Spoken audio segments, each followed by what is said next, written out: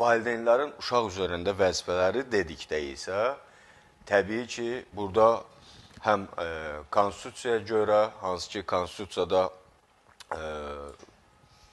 valideynlərin üzərinə uşağın mənafe ilə bağlı bir neçə vəzifələr qoyur. Bunlardan biri uşaqların sağlam mühitdə böyüməsidir, uşaqların təhsilidir, eyni zamanda uşaqların ailədə böyüməsi və sair bu kimi vəzifələr nəzərdə tutulur.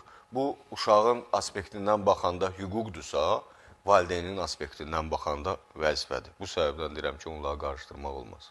Hansı valideynlərin uşaqlar üzərində hüquqları məhdudlaşdırılır?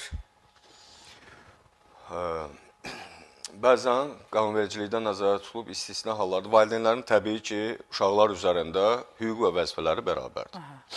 Amma bəzən istisna hallarda qanunvericiliklə nəzərdə tutulmuş ki, mən indi onları da sadalayacağım. Valideynlərin hüquqları ya digər valideynin müraciəti əsasında, ya da dövlətin